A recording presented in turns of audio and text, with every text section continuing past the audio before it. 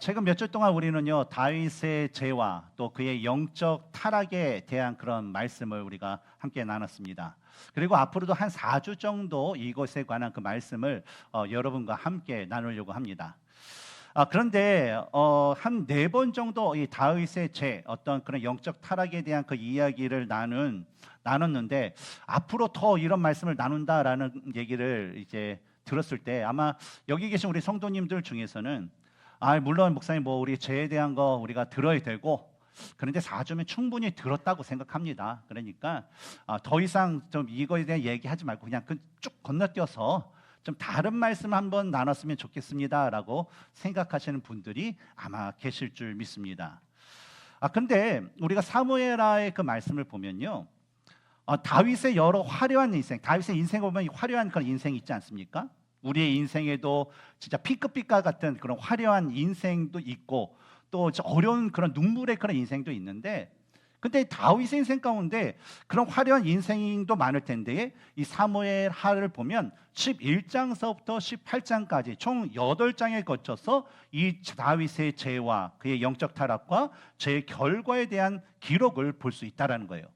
그런데 우리가 성경을 볼 때에 그만큼 저자가 이 어떤 주제에 대해서 많은 본문을 통해서 그 말씀을 쓰고 있다, 기록했다라는 것은 뭐냐면 그만큼 중요하다는 얘기입니다.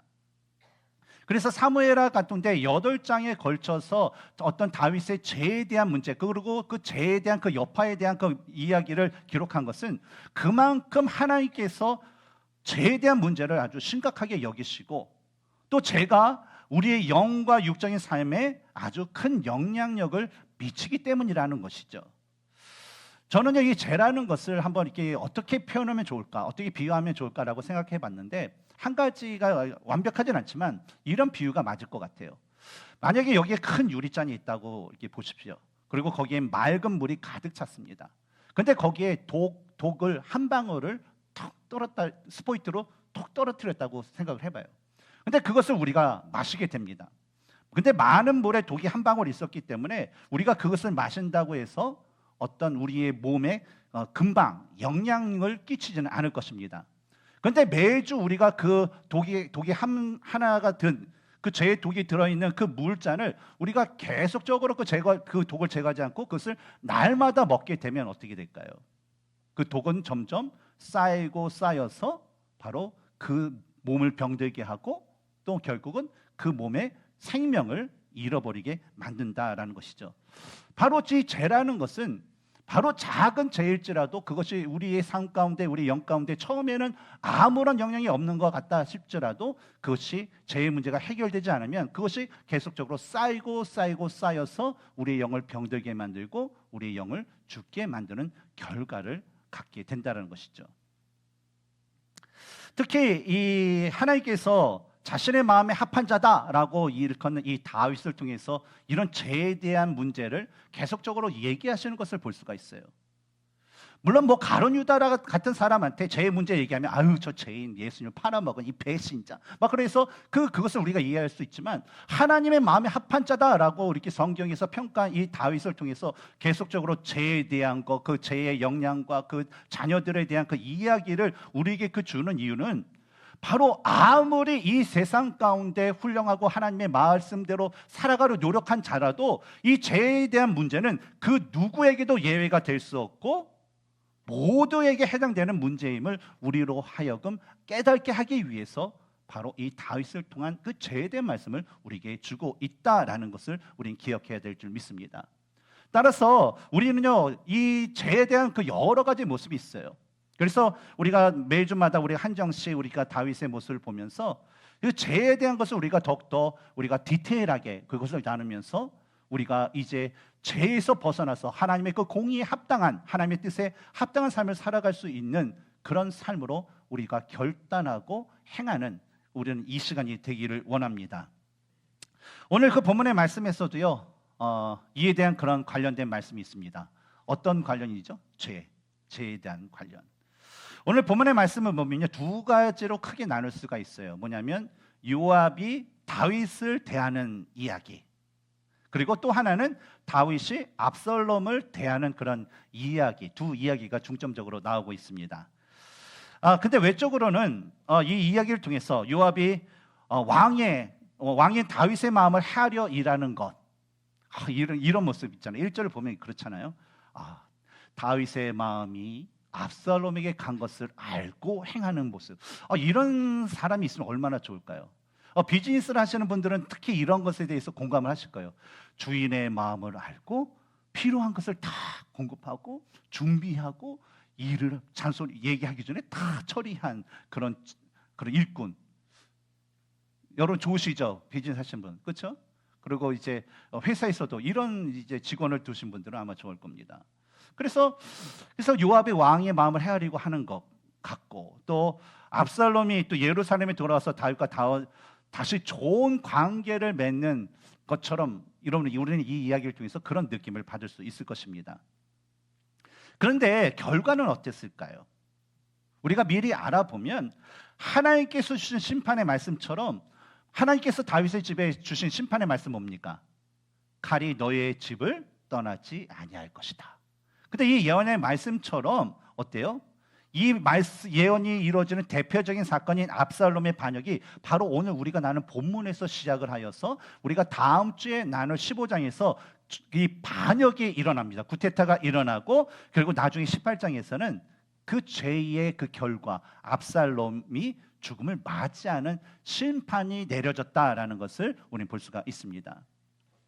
저는 이런 일들을 좀 보면서 분명히 다윗이 나단의 그 책망, 하나님께서 나단을 통해서 주신 책망을 통해서 다윗이 진짜 통회하는 마음으로 진짜 7일 동안 금식을 하면서 하나님께 기도를 했는데, 그래서 너의 목숨은 내가 취하지 않겠다라는 그런 말씀까지도 받았는데 왜 여전히 그 죄에 대한 대가가 그의 집을 떠나지 않는 걸까라는 그런 고민을 해보았습니다.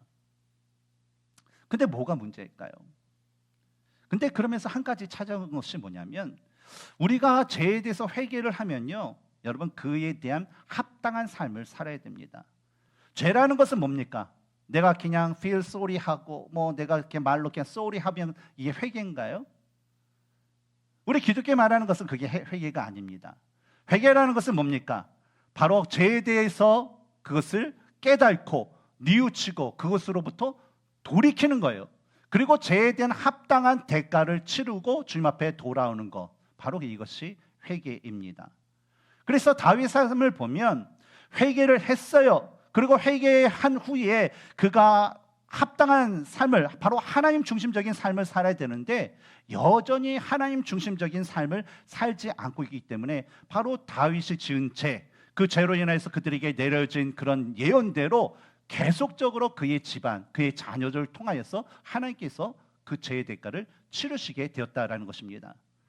특히 죄에 대해서 그리스도인들의 그 삶에 하나님의 공의에 합당한 가치관의 그 변화를 우리가 가질 때에 진정한 하나님 중심의 그 삶을 살 수 있다라는 것을 우리는 반드시 기억해야 할 것입니다. 그렇다면 우리가 이 시간 한번 생각해 볼 것은 하나님의 공의에 합당하게 변화된 삶은 무엇일까라는 거예요. 첫 번째로 사람의 이익보다 하나님의 공의를 먼저 취하는 태도를 우리가 가질 때에 바로 우리는 하나님의 공의에 합당하게 변화된 삶을 살 수 있습니다. 이 압살롬이 이 암논을 계획적으로 살해한 후에 외할아버지가 통치하고 있는 그 나라, 북쪽에 있는 구슬이라는 그 나라에 도망하여서 3년이라는 세월을 그곳에서 살게 되었습니다. 근데 그러던 어느 날, 오늘 보면 1절을 보면 수레의 아들 요압이 왕의 마음이 압살롬에게로 향하는 줄 알고 라는 그 말씀처럼 이 요압이 주체가 되어서 왕의 마음이 압살롬에게 향하고 있다는 것을 알고 무엇인가를 시작을 하는데, 그 일이 뭐예요? 구스레에서 지금 지내고 있는 압살롬을 바로 예루살렘으로 귀환하게 하는 그런 일이었다라는 겁니다.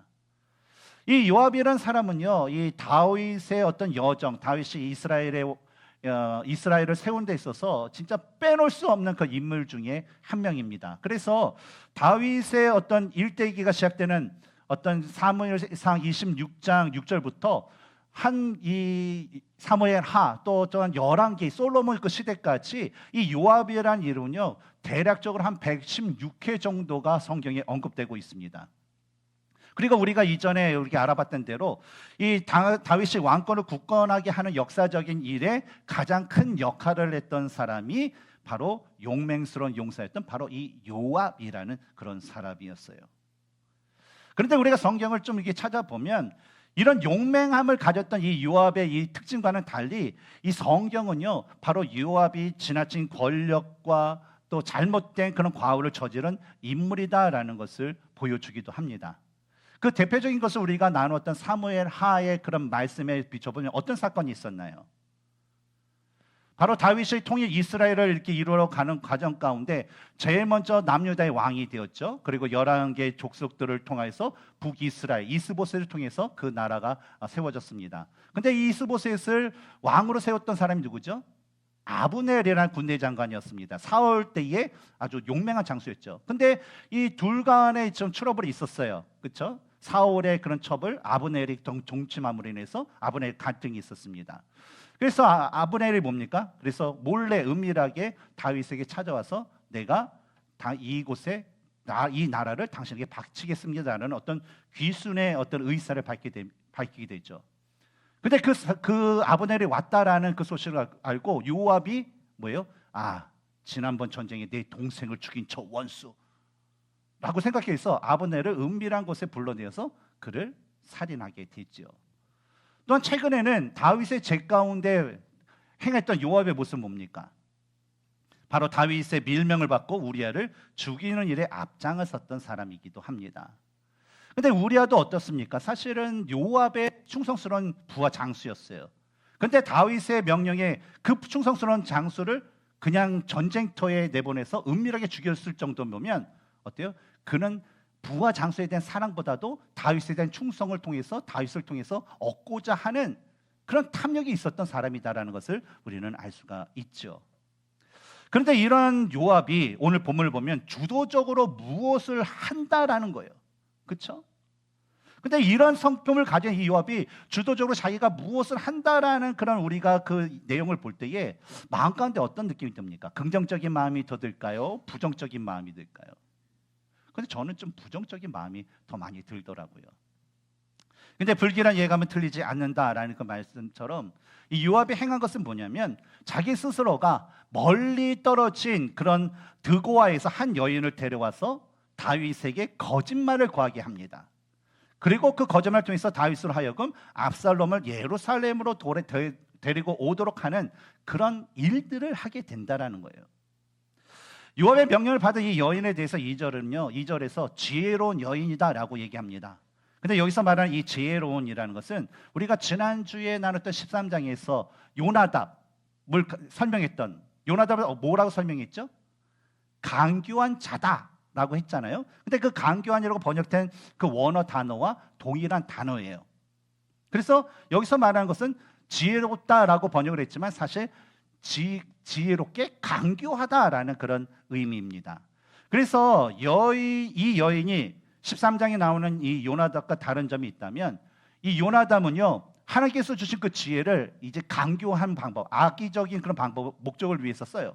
그래서 스스로가 강교한 계책을 암논에게 주는 그런 존재 역할을 합니다. 그래서 능동적으로 그렇죠? 그 일을 하게 돼요. 근데 이 여인 같은 경우에는 자기가 능동적으로 그 일을 하는 것이 아니라 요압이 시키는 대로 과부로 변정을 합니다. 그리고 요압이 그 여인의 입에 넣어줬던 그 말대로 강교하게 다윗을 속여서 요압이 원하는 일을 만들게 하는 그런 일을 했다는 것이죠. 그러니까 요나답은 스스로 강교한 일을 하지만 이 여인은 그 강교하게 누군가의 지시를 받아서 강교하게 일을 하는 그런 여인이었다라는 거죠. 오늘 보면 4절에서 7절에서 보면 그녀가 다윗에게 말한 이 이야기가 다음과 같습니다. 이 여인이 말했죠. 다윗에게 와서 저는 진짜 과부입니다. 그렇죠? 근데 이게 맞아요? 틀려요? 틀리죠. 처음부터 틀려요. 나는 진짜 과부입니다. 근데 저에게 아들이 둘이 있는데 이 둘이 어느 날 들에 나가서 서로 다투다가 큰 형이 동생을 쳐 죽이는 그런 일이 발생됐습니다라고 얘기한 거예요. 누가 생각나나요? 이 얘기하면요. 가인과 아벨. 역시 성경을 잘 아세요. 대단하십니다. 그런데 이 동네 사람들이 그 이야기를 알고서 아니 그 동생을 죽인 그 첫째 아들을 내놓으라. 우리가 그를 씨를 말리겠다. 그를 죽이겠다. 왜냐하면 율법에 의해서 살인자는 그 죽음의 대가를 주기 때문이죠.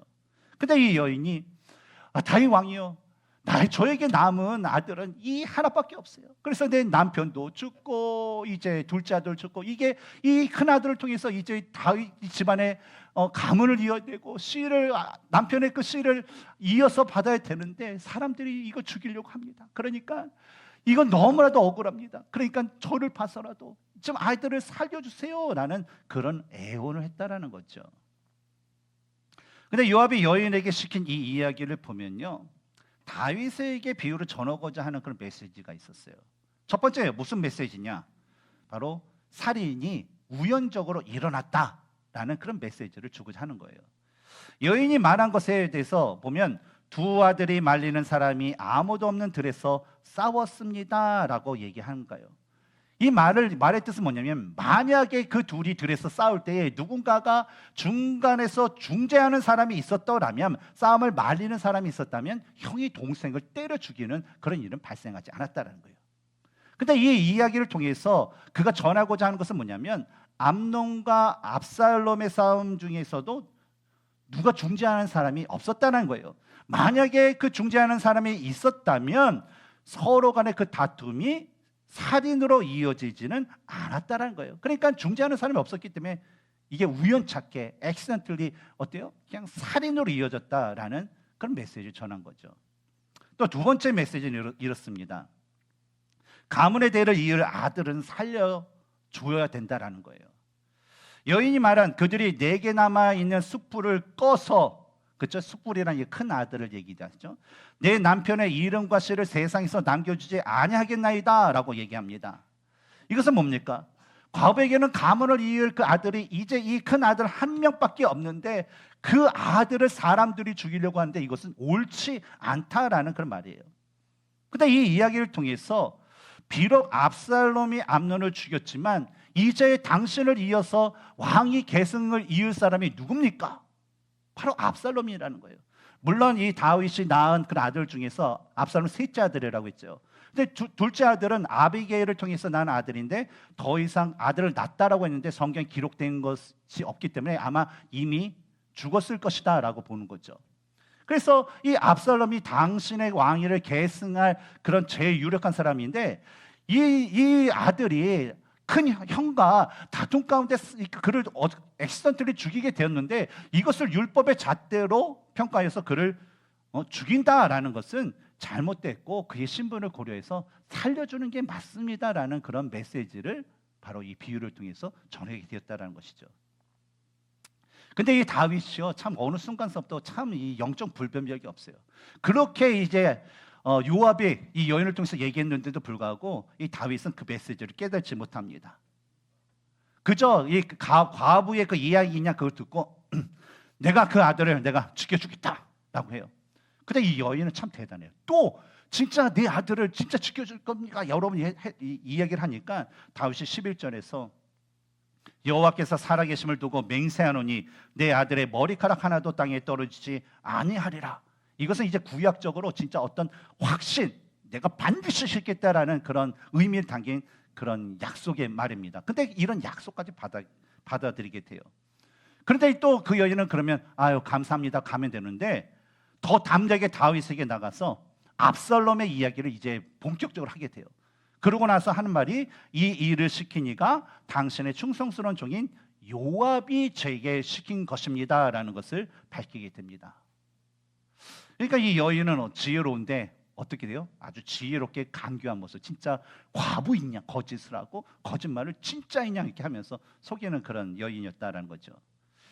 근데 우리가 한번 생각해 보아야 될 것은 요압이 다윗을 위해서 이 모든 것을 했다고 하지 않습니까? 근데 이 모든 일들이 과연 하나님의 공의에, 하나님의 뜻에, 하나님의 말씀에 합당한 것이었냐라는 거예요. 우선 요압이 들고와 여인을 통해서 전했던 살인에 대한 진위를 살펴보면 첫 번째로 압살롬이 암논과 다투는 도중에 우연히 형을 죽이게 살인하게 되었다라는 것에 대한 그 우리가 진위를 한번 따져볼 필요가 있습니다. 여러분, 압살롬이 암논을 죽인 것이 자기의 여동생 그 다말을 그 이복 형이 범한 것에 대해서 순간적으로 화가 나가지고 그 화를 참지 못해서 그냥 때려 죽인 건가요? 아니죠. 사무엘하 13장 23절부터 29절에서 볼 수 있듯이 압살롬은요, 암논에 대한 그 복수를 하기 위해서요, 자신의 감정을 속였습니다. 얼마 동안요? 2년 동안. 그리고 동생이 야, 잠잠히 있어. 동생을 위로하면서 감정을 숨겨요. 그리고 2년 동안 뭘 합니까? 철저하게 이거 암논에게 복수를 가기 위해서 그것을 계획하고 준비하여서 드디어 양털 깎는 그 날에 그 장소에 오게 해서 계획적인 살해를 하게 됐다는 거죠. 오늘날에도요, 이 법적으로 보면 그냥 우연한 살인과 계획적인 살인은 범량이 큽니다. 그렇죠? 근데 당시에도 압살롬은 당연히 이것은 계획적인 살인을 했기 때문에 당연히 율법에 의해서 죽음의 대가를 치러야 되는 것이 맞다라는 것입니다. 그러니까 처음에 그 암논의 주장은 틀린 거죠. 두 번째, 왕이나 집안의 대를 계승할 자는요, 어떤 죄를 지어도 용서해 주어야 한다라는 그런 말이죠. 요압이 이 여인을 통해서 전한 이 말에는요, 다윗 당신도 사울에 이어서 이스라엘 왕으로 기름 부은 자 아닙니까? 계승자였지 않습니까? 근데 당신도 여러 가지 죄를 졌잖아요. 살인도 하고 간음도 하고 뭐 여러 가지를 죄를 짓는데 하나님께서 그럼에도 불구하고 당신도 용서해 주셨잖아요. 그러니까 압살롬도 용서해 주는 것이 맞습니다. 왜냐하면 당신을 이어서 이 나라의 왕에 계승될 자이니까. 그런데 여러분, 다윗과 압살롬이 동일한 죄를 졌습니다. 그렇죠? 동일한 계획 범죄, 그렇죠? 그때 살인이라는 것을 저질렀어요. 그런데 그럼에도 불구하고 다윗과 압살롬이 확연히 다른 것이 무엇입니까? 다윗은요, 자신이 그 지은 죄에 대한 책망을 들었을 때 그는요, 그에 대해서 아무런 대꾸와 아무런 그 변명하지 않고 하나님께 회개를 했어요. 전심으로 자기가 할 수 있는 최선을 다해서 회개를 했습니다. 하지만 압살롬은 어땠을까요? 전혀 자신의 죄에 회개도 하지 않았다는 거예요. 따라서 죄에 대해 회개하지 않은 압살롬은요, 하나님의 그 공의 심판을 받는 것이 마땅하다는 거예요. 그렇다면 세 번째로 생각해 볼 것이 요압이 행한 일이 과연 순수한 마음으로 다윗을 위한 일이었을까라는 거예요. 요압은 누구보다도요, 다윗의 여정 가운데 오랜 생활 동안 함께 지내면서 다윗을 보고 다윗을 알았던 사람이었을 것입니다. 따라서 다윗이 어떤 사람이냐, 자신의 생각과 자신의 유익을 따라서 행하는 사람이냐 아니냐라는 것을 알았어요. 그러니까 다윗은 어떤 사람이었어요? 완전하진 않지만 항상 하나님의 말씀을 가장 우선시하면서 살았던 자라는 것을 이 요압은 곁에서 알았을 것입니다. 그래서 특히 예를 들면 길보아 산에서 사울의 머리를 가지고 온 아말렉 청년, 그렇죠? 뭔가를 좀 얻기 위해서 다윗의 적의 수장이 머리를 가져왔으니까 뭔가를 얻을 것이다라고 왔는데 그 청년에 대해서 다윗이 행한 일 뭐였어요? 죽음의 대가였습니다. 왜요? 하나님께서 기름 부은 자를 네가 감히 손을 댔기 때문에. 그리고 이스보셋의 머리를 가지고 온 네갑과 바나 형제에 대해서 다윗이 행한 것이 무엇이었습니까? 죽음의 대가였어요. 바로 하나님의 공의의 잣대로 그들이 죽음을 심판을 했습니다. 그래서 이러한 것들을 요압이 보았어도 뭐예요? 바로 다윗은 자신의 어떤 실리와 이익이 아니라 바로 하나님의 말씀에 어긋난 죄를 지은 자에게는 반드시 하나님의 그 공의로 다스리는 사람이다라는 것을 알고 있었다라는 것입니다. 하지만 요압이 오늘 본문에서 행한 것은 뭡니까? 하나님의 뜻도 아니었어요. 하나님의 뜻대로 행하는 그 다윗의 뜻대로 아니라 바로 자기의 생각대로 자신은 다윗을 위해서 일한다라고 생각하고 말을 하지만 결국 우리가 그 여정의 그 말씀을 보면, 문맥을 보면 결국 자신의 이익을 위해서 행하는 일이었다라는 겁니다. 왜냐하면 요압은요, 여러 가지 계산이 있었어요. 이 권력과 탐욕이 많았다고 했잖아요.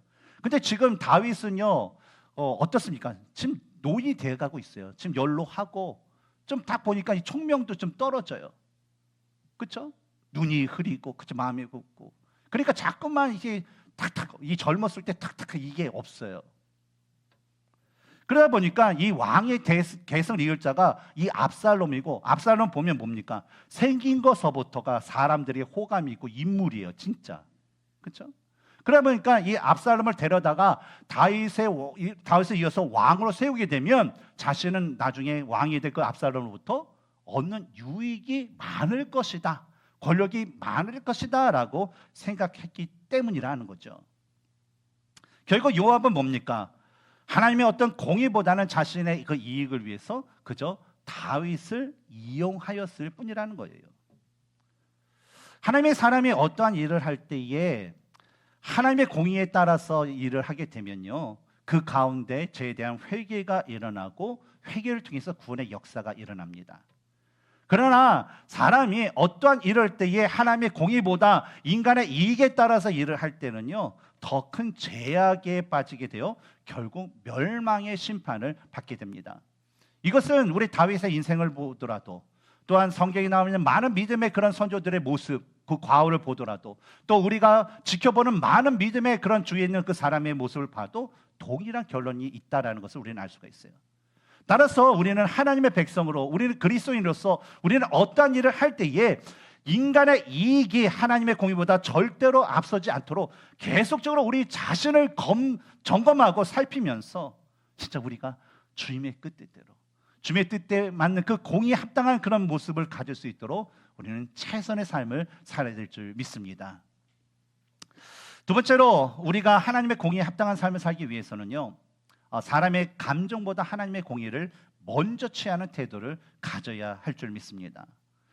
보면 21절부터 23절을 보면 요압이 이제 두가 여인을 통해서 전한 메시지를 통해서 이 다윗이 요압에게 명령하여 드디어 압살롬을 예루살렘으로 데려오게 됩니다. 그런데 문제는 뭐냐면 압살롬의 예루살렘으로의 그 귀환이 더 큰 문제를 일으키게 되었다라는 거예요. 보면 24절을 보면 왕이 이르되 그를 그의 집으로 물러가게 하여 내 얼굴을 볼 수 없게 하라 하매 압살롬이 자기 집으로 돌아가고 왕의 얼굴을 보지 못하니라 라는 그 말씀처럼 다윗이 이 예루살렘으로 돌아간 압살롬을요, 얼굴도 보지 않았어요. 그리고 그를 그냥 집으로 보내서 다시 내 얼굴을 보지 말게끔 합니다. 그리고 이어진 28절을 보면 압살롬이 예루살렘에 와서 자기 집에서 살고 있었어요. 근데 2년이 지나도록 뭐예요? 다윗을 만날 수 없는 그런 상황이 벌어지게 되었다는 것이죠. 압살롬이 이 예루살렘에 돌아왔음에도 불구하고 이 다윗이 그를 만나지 않은 것에는요, 한 두 가지 이유를 한번 찾아볼 수가 있습니다. 첫 번째는 사무엘하 14장 19절에 왕이 이르되 이 모든 일에 요압이 너와 함께 하였느냐라고 얘기합니다. 그러니까 이 네가 말하는 모든 것에 요압이 관련이 있느냐, 요압이 시킨 것이냐, 그런 뜻이죠. 즉 뭡니까? 다윗은요, 두구와 여인의 배후에 요압이 있다라는 사실을 알았기 때문에 이 요구를 들어줬다라는 거예요. 왜냐하면 이 요압이라는 인물은 뭡니까?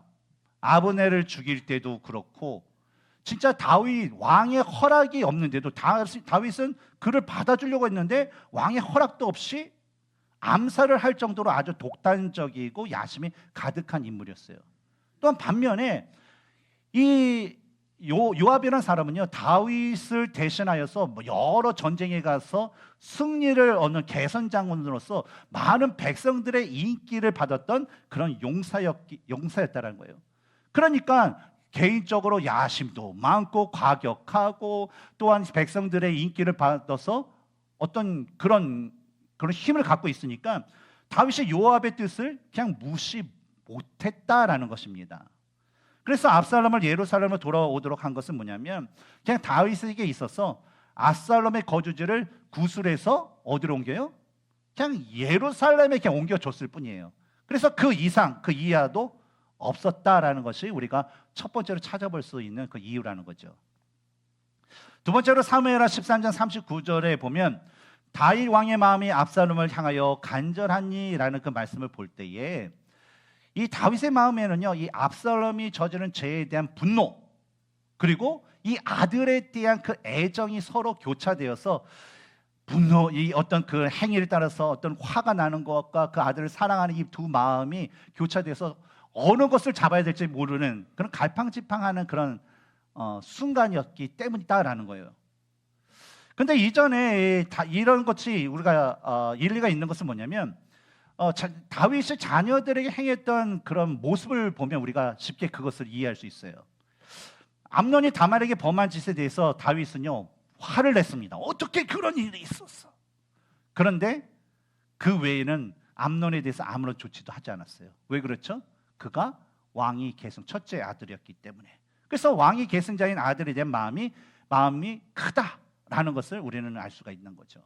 또 두 번째로 바세바에 있었던 아들이 첫째 아들에게 죽게 되었습니다. 그래서 살아 있을 때는 막 금식도 하고 살려주세요 하면서 하나님께 간절히 기도했는데 신하가 아들이 죽었습니다라고 했더니 그냥 금식을 끝이고 샤워를 하고 목욕을 하고 그냥 맛있는 음식을 이렇게 먹는 그 모습을 볼 때 죽은 아들에 대한 그 마음은 오래가지 못하는 성품을 가졌구나라는 것을 알 수가 있다는 거예요. 그래서 이러한 자식에 대한 다윗의 그런 모습을 볼 때에 사무엘하 13장 39절 후반에 암논이 이미 죽었으므로 왕이 위로를 받았습니다라는 그 말씀이 어떻게 보면 일리가 있다는 거죠. 근데 저는 이러한 두 가지의 그 이유를 보면서 저는 이 모든 것이 그냥 복합적으로 다 적용이 되었다라고 봅니다. 왜냐하면 33절을 보면 이 요압이 압살롬의 그런 요구를 이렇게 받아서 다시 다윗에게 갑니다. 다윗에게 가서 왜 압살롬을 이렇게 데리고 왔는데 한 번도 만나주지 않습니까? 왕이시여 어떻게 된 겁니까? 라고 이렇게 여러 가지 얘기를 했잖아요. 그랬더니 다윗이 뭐라고 합니까? 압살롬을 내게로 데리고 오라 라고 해서 만나게 되죠. 그리고 뭐 입맞춤까지 이렇게 하는 것을 볼 때 요압의 그런 요구, 압력, 영향력 때문에 어쩔 수 없이 행할 수밖에 없는구나 라는 것을 알 수 있다는 거죠. 그리고 다윗이 압살롬이 저지른 데에서 절대적으로 용납할 수 없었다면 아무리 어떤 백성들의 인기를 갖고 어떤 군사적인 힘을 갖고 있는 요압이 이야기했다 하더라도 이 다윗의 성품에는요 그냥 요압을 그냥 쳐내서라도 안 했을 거예요. 압살롬 부른 일은 절대 없었을 것이기 때문이라는 거죠. 근데 우리가 뭐 이런 여러 가지 그 이유들에서 우리가 좀 주목해야 될 것은 뭐 다윗이 요압의 압력으로 인해서 뭐 압살롬을 예루살렘에 데리고 왔던 또 압살롬에 대한 아버지의 그 잘못된 사랑 때문에 그를 불러왔든지 간에 압살롬을 예루살렘에 부른 것이 바로 하나님의 공의에 합당한가라는 거예요. 왜냐하면 압살롬을 예루살렘에 불러왔다는 것은 외적인 면에서 다윗이 압살롬을 용서했다라는 거예요. 그의 죄를 용서했다라는 의미고 또한 한 가지는 뭐냐면 장차 왕위 계승자로 그를 인정했다라는 의미를 갖기 때문입니다. 근데 압살롬은 어떤 사람이었어요? 여러 해가 지났어요. 그러나 그는 자신의 죄에 회개하기는커녕 예루살렘에 돌아와도 2년 동안 아버지가 자기를 만나주지도 않고 오지도 않고 하자 화가 났어요. 그래서 화가 나가지고 자기를 부른 요압의 바지에 불을 확 찔렀어요. 그래서 요압이 네가 왜 이런 불을 찔렀냐 했더니 당신이 나를 불러냈으니까 당신이 책임져야지. 빨리 아버지를 대면할 수 있도록 뭔가를 해야 될 거 아닙니까? 라고 얘기하니까 어때요? 요압이 그때 이제 다시 왕께 가는 일을 하게 됐다는 거죠. 그래서 남의 밭에 그렇게 불을 지를 정도로 볼 때 이 압살롬은요 죄에 대한 뉘우침이 그때까지도 전혀 없었다라는 것을 알 수 있습니다. 그리고 다윗의 경우는 어때요? 뭐 압살롬에 대한 그런 올바른 사랑이 그에게 있었다면 어떤 사람을 보내든지 아니면 자신이 직접 뭐 가서 만나든지 압살롬이 지은 죄가 뭔지에 대해서 책망을 해야 되는 거예요. 너 이런 잘못을 했지. 책망을 해서 뭐예요? 그 아들로 하여금 그 죄에서 회개하여서 온전히 하나님께 되돌아올 수 있도록 아버지의 그 사랑으로 그 사랑하는 자녀에게 가르쳐야 된다는 거예요. 그러나 다윗은 어떻습니까? 2년 동안 아무것도 하지 않았다는 거예요. 그의 요압이 주는 압력이든 다윗의 잘못된 자녀에 대한 사랑이든지 이 모든 것들이 뭐예요? 하나님의 어떤 공의의 문제보다 뭐예요? 다른 이유가 먼저 되어서 압살롬을 예루살렘 불러들이고 그와 만남을 가지게 되었습니다. 근데 이로 인해서 사람들이 볼 때 모든 것이 잘 해결된 것 같아요. 다윗이 요압에게 압살롬을 데리고 와라 했을 때 요압도 어떻습니까? 와, 왕이시여 저희 그 마음을 알아주셔서 너무나도 감사합니다. 당신은 뭐 은혜를 받고 축복받을 사람이다 막 하면서 이렇게 할 정도로 외적으로 너무나 잘 해결된 것 같아요. 그리고 모든 것이 다 좋아 보였습니다. 그러나 어떤가요? 실제적으로는요. 하나님의 공의에 합당하지 않은, 해결되지 않은 그 죄의 문제는요, 결국 더 큰 문제를 일으키게 된다는 거예요. 그 문제에 대한 그 근거가 우리가 다음 주에 나눌 사무엘하 15장 1절 말씀에 있습니다. 같이 한번 읽어볼까요? 시작. 그 후에 압살롬이 자기를 위하여 병거와 말들을 준비하고 호위병 50명을 그 앞에 세우니라. 압살롬이 자기를 위해 병거와 말들을 준비하고 전쟁 준비를 하는 거죠. 군사를 모읍니다. 그 다음에 호위병 50명을 앞에 세웠다. 자신의 왕처럼 가드들을 이게 세웠다는 거죠. 바로 이복형 암논을 살해했던 압살롬이 이제는 아버지 다윗을 대적하기 위해서 본격적으로 반역을 준비하게 되었다라는 것입니다. 여러분, 하나님의 그 나라라는 것은요, 어떤 사람의 어떤 이익과 사람이 아니라 하나님 중심이어야 됩니다. 특히 죄에 대해서는요, 어떤 인간의 생각과 감정을 먼저 내세워서 용서하고 용납하고 받아들이는 것이 아니라 하나님의 공의에 먼저 합당하게 반응을 해야 된다는 거예요. 하나님께서는요, 여러분, 이 세상 모든 사람들을 사랑하셔서 그들을 구원하시기를 원하셨어요. 근데 인간은 스스로 자신의 그 죄를 용서받을 수 없기 때문에 하나님께서는 모든 사람의 대성물로 예수님을 이 땅에 보내주셨어요. 그래서 누구든지 예수 그리스도를 통해서 하나님께 자신의 죄를 회개하면 하나님께서는 그가 이전에 지었던 어떤 죄를 지었든지 그 모든 것을 용서하시고 그들을 용납하시고 사랑하시는 하나님이세요. 그러나 예수 그리스도를 통하여서 회개하지 않는 자에게는 바로 그들의 행위대로 하나님께서는 죄에 대한 엄중한 심판을 내리시는 분이라는 겁니다. 그래서 죄에 대한 회개 없이는 하나님의 사랑을 받을 수 없는 것, 회개가 없는, 죄에 대한 회개가 없는 그 사랑은 기독교의 사랑이 아니라는 것, 그것을 우리는 명심해야 될 줄 믿습니다. 오늘 우리가 나눈 그 말씀에서 요압이 다윗을 위한 행동을 사람의 시각으로 보면 참 옳아 보이고 사랑이 많은 것 같이 보여요.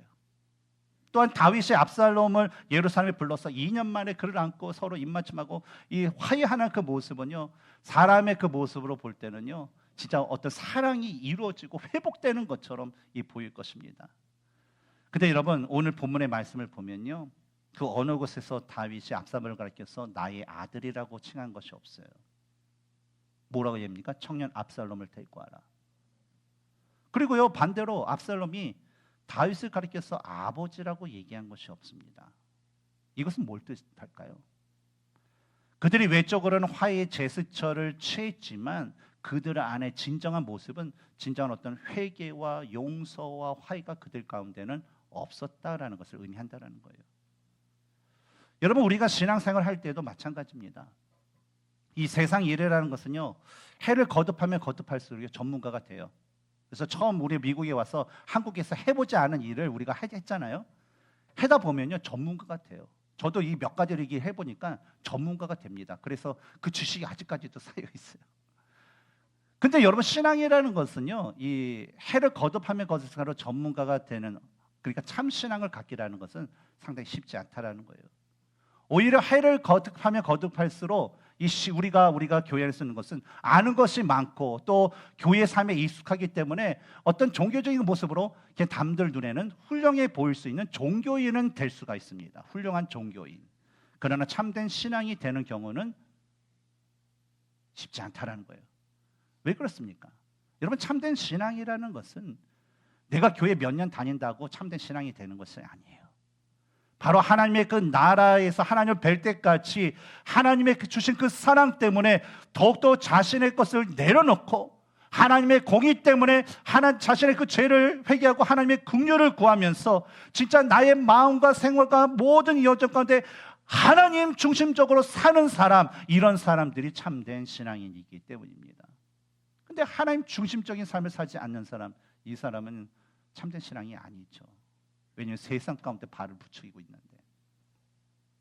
그러면 우리가 하나님의 사랑에 합당한 삶을 사는 것과 더불어서 우리가 가져야 되는 것은 뭐냐면 바로 우리의 말과 행동과 삶의 모든 것이 진짜 하나님의 그 공의에 합당한가, 진짜 하나님의 말씀에 어긋나는 것은 없는가라는 것을 우리가 점검하고 그 말씀대로 살아가는 삶을 살아야 된다는 거예요. 그러면 하나님께서 우리에게 긍휼을 베풀어 주시고 우리에게 주신 그런 언약의 말씀대로 풍성한 은혜와 축복을 내려주실 줄 믿습니다. 저는 이러한 삶을 우리 모두가 살아가면서 하나님께 감사하고 하나님 안에서 기뻐하고 하나님께 영광 돌리기를 주님의 이름으로 축복합니다.